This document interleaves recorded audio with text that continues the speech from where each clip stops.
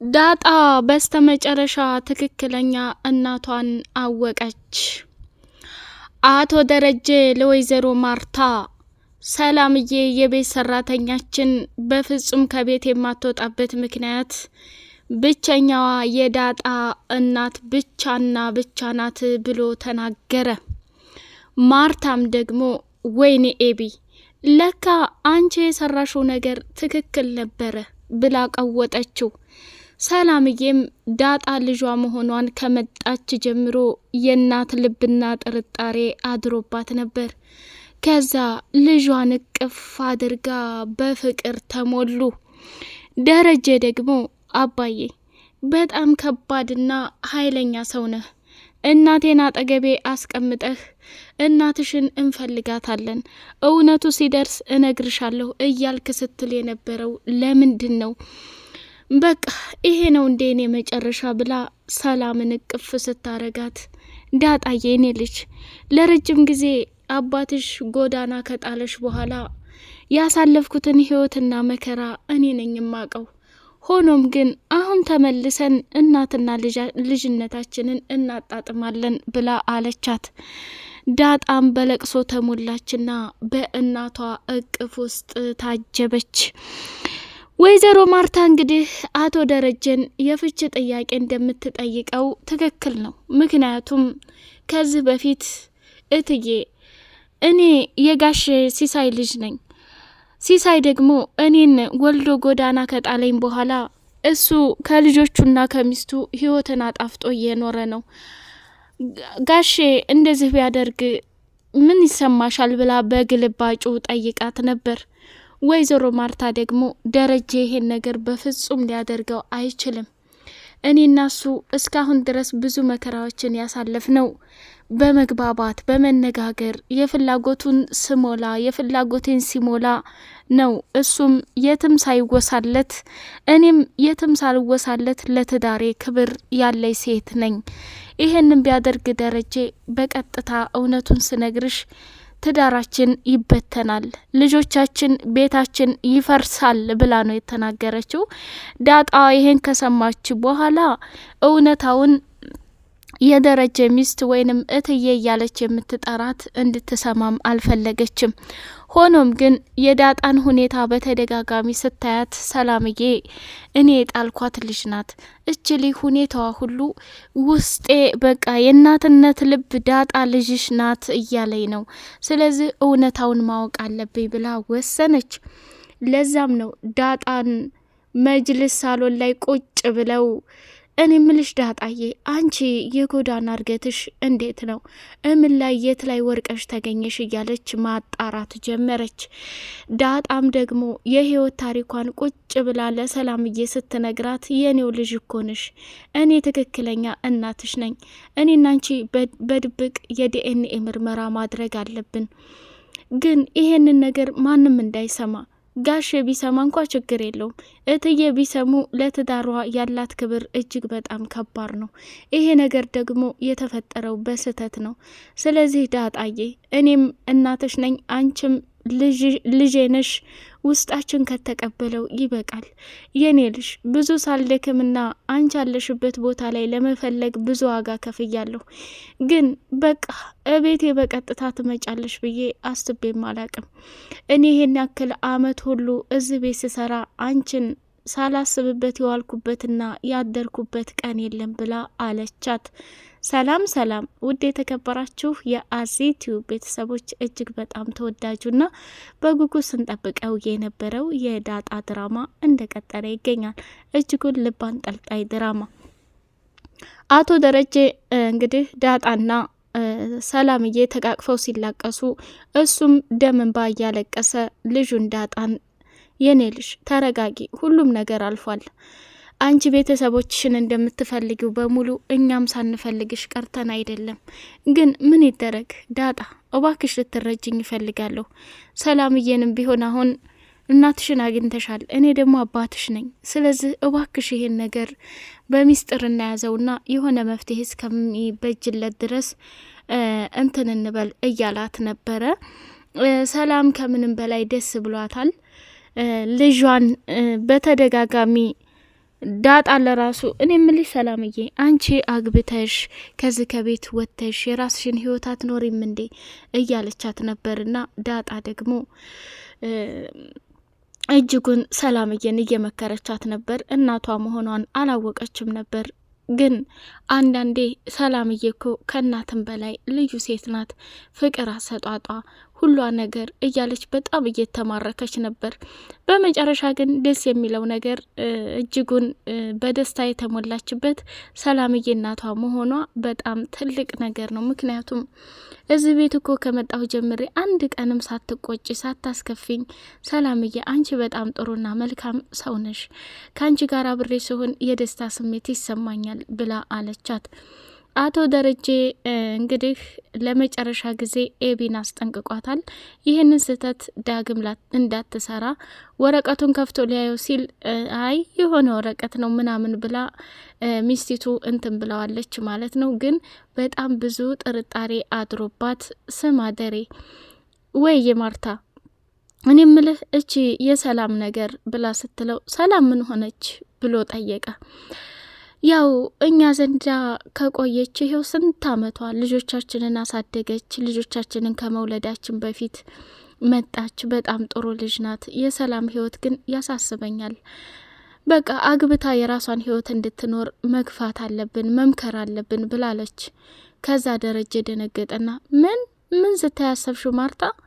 ሰላም እኮ ልጆቼን በአሁን ሰዓት ሰው ልጅ እየተጣለ ሰው ብዙ ነገር እየሆነ ኤቢን ያሳደገች ውሃን ያሳደገች በቃ ሁለተኛ እናታቸው ማለት ይቻላል። አንቺ ወለድሻቸው እንጂ በእንክብካቤ ምንም ሳይጎልባቸው ፍቅር ሰጥታ ያሳደገች ናቸው። ስለ ባህሪ እንኳን ከአንቺ ብለጥ ስለ ኤቢና ውሃ የምታውቀው እሷና እሷ ናት። ናታን እንኳ ምን ያህል እንደሚያከብራት አታይም እንዴ? እንዴት ከኛ ቤት እንድትወጣ እንገፋታለን? ባይሆን እዚሁ ሁና የራሷን ህይወት እንድታመቻች እድል እንሰጣታለን ብሎ አለ። እንደዛ ይሻላል። እውነትህን ነው አለችው። እና ታዲያ ልጆቹስ አሁን ማን አለ? ምን ሆነሽ ነው? አሁን ደግሞ ጭራሽ ዳጣ ተጨመረች።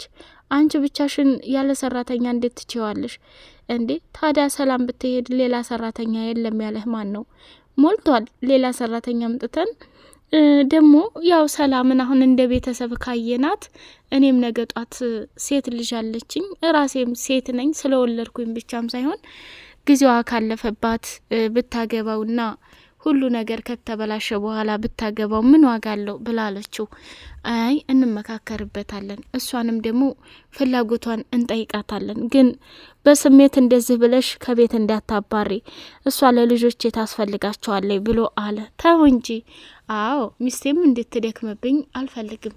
ሰላም እውነቱን ስነግርሽ ልጆችን ስለምትወድልኝ ቤቴን ስለምትጠብቅልኝ እኔና አንቺን ስለምታከብረን ከልጄ ኤቢ አላያትም። በጣም አከብራታለሁ። በጣም ልዩ ሴት ናት። ታዲያ እሱን ለእኔ ለምን ትነግረኛለህ?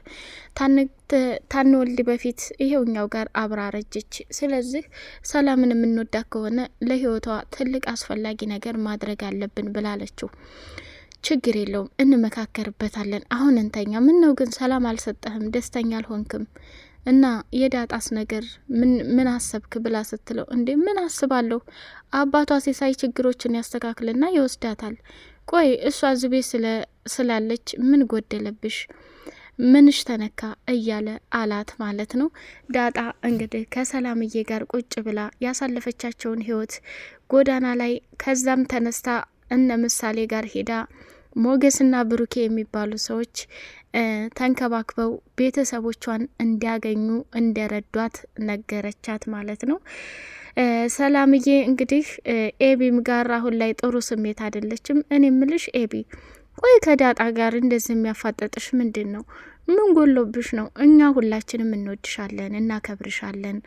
አባትሽም እናትሽም ላንቺ ያላቸውን ቦታ ጠንቅቀሽ ታውቂያለሽ። ግን አንቺ ጸባይሽ በጣም በጣም እየተቀያየረ መጥቷል አለቻት። እንዴ ሰላም፣ በተዘዋሪው ለዳጣ እያገዝኩ ነው አትይኝም እንዴ አለቻት።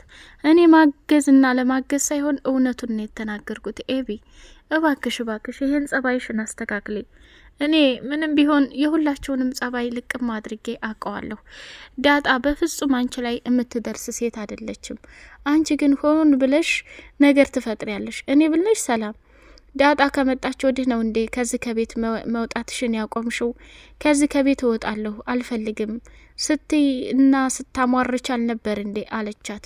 ከዛ እንዴ እኔ እዚህ ቤት በመቀመጤ ችግር ፈጠረብሽ እንዴ? አዎ ዳጣ የወጣች ጊዜ እኔም እወጣለሁ ብዬ አስቤ ነበር። አሁን ደግሞ ተመልሳ መጣች፣ ሁሉንም ተውኩት አለቻት።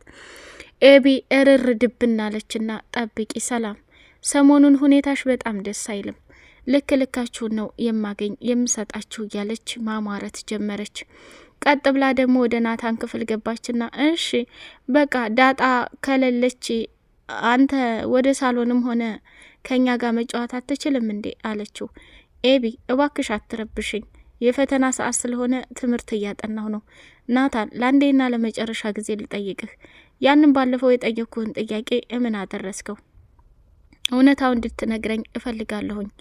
በቃ እኔ አንተን በመጠበቅ ስልችት ብሎኛል። ኤቢ ነግሬሻለሁ፣ እኔ እናንቺ ከወንድምነት የዘለለ ምንም ነገር የለንም ብሎ እንቅጩን ነገራት ማለት ነው። እንግዲህ ውሃዬ ደግሞ ዳጣ በመምጣቷም ደስ ቢላት ወደ ናታን ክፍል ሄደችና እንደለመደችው ቆይ ዛሬ አንተ መጽሐፉን ለብሰህ ነው እንዲያደርከው አለችው። ውሃዬ ሳነብስ አድር በዛው እንቅልፍ ወሰደኝ እና ታዲያ ትልቅ ሰው እንቅልፍ ይወስደዋል እንዴ እያለች እንትናለች። አሁን በተዘዋሪ ምን ልታረጊ ነው የመጣሽው አላት። ናታንዬ የኔ ወንድም፣ አንተ ግን የኔ ወንድም አይደለህም እንዴ? አዎ ያንቺ ወንድም ነኝ። ኤቢ ግን ናታን ወንድማችን አይደለም ብላኛለች ብላ እውነቱን ፍርጥርጥ አረገችው። ሌላውና ደስ የሚለው እኮ ዳጣዬ አባዬ ሂዶ አምጥቷታል። አሁን ከሳሎን እማዬ ሰላምዬ እና አባዬ ጋር እየተነጋገሩ ነው። ዋው በጣም ደስ ይላል። ለዚህማ ትልቅና አስደሳች ዜና ኬክ ጋብዝሻለሁ። ቅድም አልጋብዝሽም አላልክም እንዴ? ምን ይመስላል? ትልቅ ሰው አይዋሽም ብላ ከዛ ክፍል ወጣች። ውሃ እንግዲህ እውነታዋን ፍርጥ ከማድረግ ወደ ኋላ አትልም። ሌላውና ትልቁ ነገር እማዬ እኮ ናታን ክፍል አንቺ እንዳትገቢ ኤቢ ብቻ እየገባች ሲያጠና እንድታግዘው ነው እንጂ ሁለተኛ እንዳትገቢ ብላኛለች ብላ ስትል፣ ናታንም ደግሞ ቆይ እንዴ ኤቢ ከኔ ጋር እንድትሆንና ከኔ ጋር አብራ እንድትሆን የማዬ ግፊት አለበት እንዴ? ይሄማ በፍጹም ሊሆን አይችልም። እማዬ እንዴት ይሄን ልታደርግ ትችላለች? ለካ ኤቢ እኔ ጋር 10 ጊዜ እየመጣች ስለ ፍቅር የምታወራው እማዬ ሂጂ ናታን ጋር እያለቻት ነው እንዴ ብሎ ጥያቄ አሰበበት ማለት ነው። በጣም የሚያሳዝንና የሚገርም ነገር ነው። እንግዲህ አቶ ደረጀ የተፈጠረውን ነገር በሙሉ ዳጣ ረስታ ወደዛ ቤት እንድትቀጥል አድርጓታል። በዛም ይሁን በዚህም ይሁን ሰላምዬ ግን በቃ ልጇ እንደሆነች እንዲሁም ደግሞ ዳጣ እናቷ እዛው አብራት እንዳለች ሰላምን አረጋግጣለች ማለት ነው። አሁን እንግዲህ ኤቢ ምን ይውጣት ይሆን? የዳጣ አባዬ ተሌላ ሰው ወልዷል ማቅጧል እያለች ዲኤንኤ ምርመራ ስታካሂድ እዛው ሰላምዬ እናቷ መሆኑን ስታቅ ምን ይሰማታል?